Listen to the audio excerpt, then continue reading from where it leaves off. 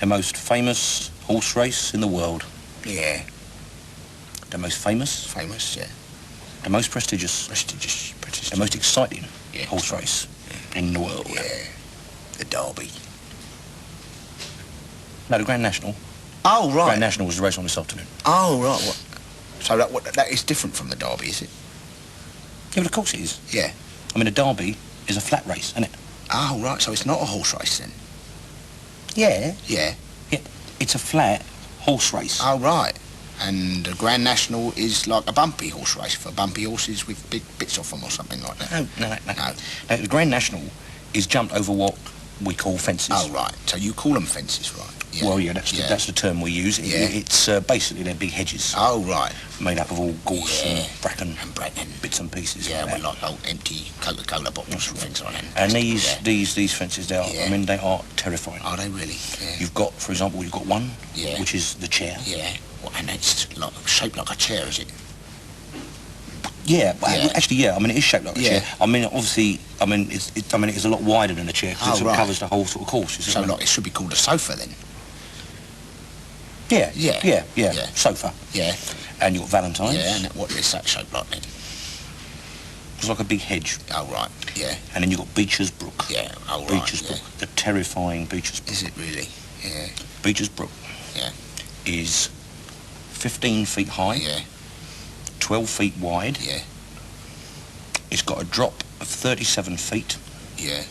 And in between is a 49-foot wide ravine full of piranha fish. And they have to jump over that then?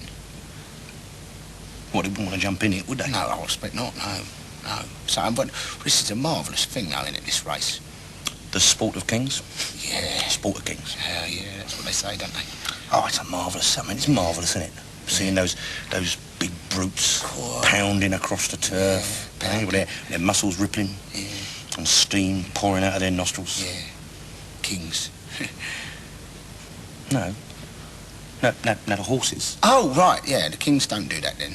And why do they call it that then? They call it the sport of kings, right? Because we don't have, we haven't got no king.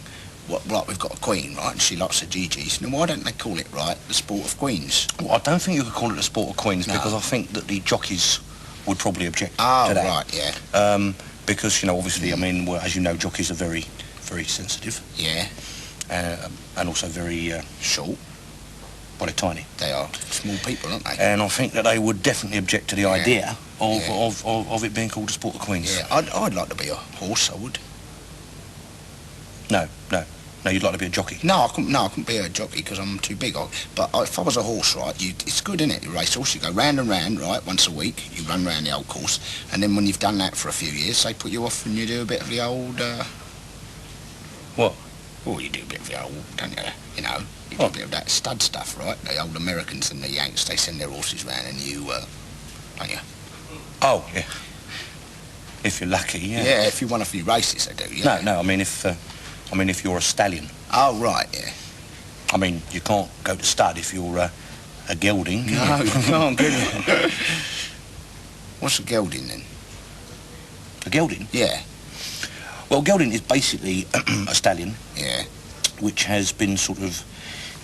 its undercarriage has been sort of smoothed off. What sort of... So it's had its... Well, I mean, it's had its handicap reduced, basically. Yeah. Right. Well, why do they do that? They do that, like, for the weight, do they? They do that to take some of the weight off? No. It's so that when they jump the hedges, they don't catch themselves on the gorse and the broken bottles and stuff.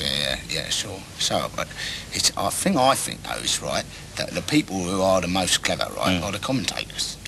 What a job! What a job they do. That Peter Sullivan. Odie Sullivan. He's marvellous, isn't he? Because I tell you what. Brilliant. I tell you what. I don't think that I could speak as fast as he does. No, I don't think you could. No, I don't think I could, because he speaks so fast, right? Yeah. I saw him once, I saw a race, and this is true, I saw him once in a race, right? Yeah. And he was speaking so fast, right? He finished before the horses did. Brilliant. He's a marvellous man. What a professional. He's the voice of racing, isn't he? He is. And he's the racing voice and all.